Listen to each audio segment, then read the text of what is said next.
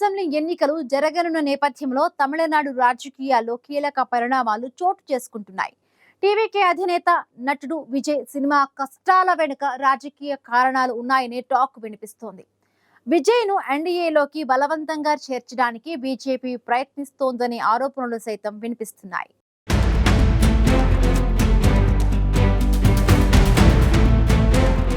తమిళనాడులో అసెంబ్లీ ఎన్నికలు సమీపిస్తున్నాయి. ఈ నేపథ్యంలో తమిళనాడు రాజకీయాల్లో కీలక పరిణామాలు చోటు చేసుకుంటున్నాయి. టీవీకే వ్యవస్థాపకులు నటుడు విజయ్ నటించిన జననాయకం చిత్రానికి సకాలంలో సెన్సార్ సర్టిఫికెట్ లభించకపోవడం వెనుక రాజకీయ కారణాలు ఉన్నాయనే అనుమానాలు వ్యక్తమవుతున్నాయి. విజయ్ను ఎన్డీఏలోకి బలవంతంగా చేర్చడానికి బీజేపీ ప్రయత్నిస్తుందనే ఆరోపణలు వినిపిస్తున్నాయి. తమిళనాడులో కాలు మోపడానికి బీజేపీ అండగా ఉన్న ఏకైక పెద్ద పార్టీ అన్నాడీఎంకే మాత్రమే. అయితే ఆ పార్టీ చీలికలో అసంతృప్తి నేతలు తదితర కారణాలతో బలహీనంగా ఉన్నట్టు బీజేపీ భావిస్తోంది.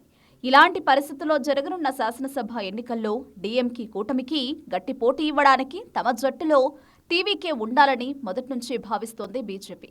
అయితే డీఎంకేతో పాటు బీజేపీని కూడా విజయ్ తన ప్రత్యర్థిగా బహిరంగంగా ప్రకటించడంతో ఆయనతో పొత్తుకు ప్రత్యక్షంగా పరోక్షంగా చేసిన ప్రయత్నాలు కమలం దళానికి ఫలించలేదు.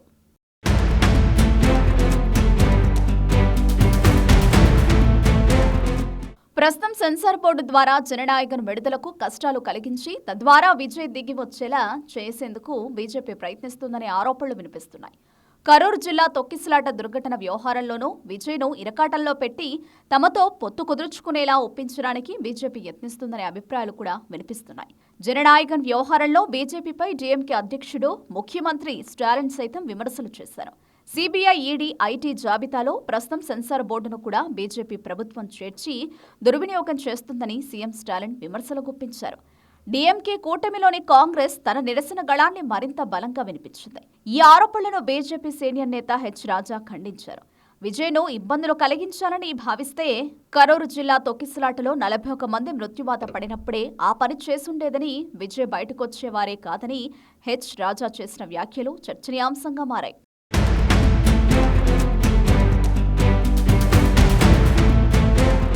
కరూర్ తొక్కిసలాట దుర్ఘటన తర్వాత బీజేపీ వ్యవహారంలో విజయ్ వెనకడుగు వేసినట్లు అభిప్రాయాలు వ్యక్తమయ్యాయి. గతంలో డీఎంకేను విమర్శించిన స్థాయిలో బీజేపీని ఆ పార్టీ అగ్రనేత ప్రధాని మోదీని విజయ్ విమర్శించడం లేదనే విమర్శలు వినిపించాయి.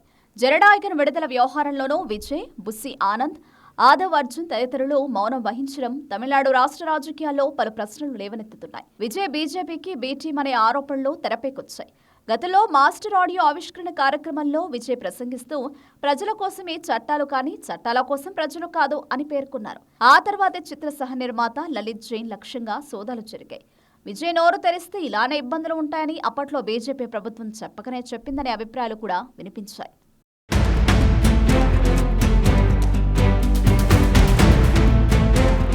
బీజేపీ అగ్రనేతల తరపున ఆ పార్టీ నేతలు విజయ్కు హితోపదేశం చేసినట్టు తెలుస్తోంది.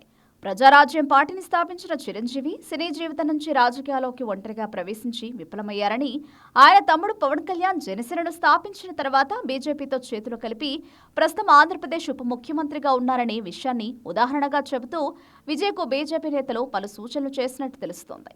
చిరంజీవి మాదిరిగా కాకుండా పవన్ కళ్యాణ్ పంథాను అనుసరించాలని బీజేపీ నేతలు విజయ్కు సూచించినట్లు సమాచారం.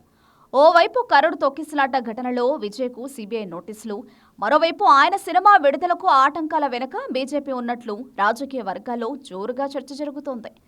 ప్రస్తుత పరిస్థితుల్లో విజయ్ నిర్ణయం ఏమిటనే దానిపైనే సర్వత్రా ఉత్కంఠ నెలకొంది.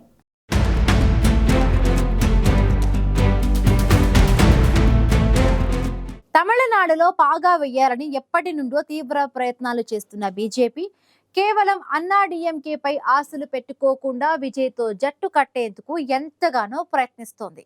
అయితే బీజేపీతో పొత్తుకు విజయ్ సుముఖంగా లేకపోవడంతో ఆయనపై ఒత్తిడి పెంచుతోందనే అభిప్రాయాలు కూడా వినిపిస్తున్నాయి.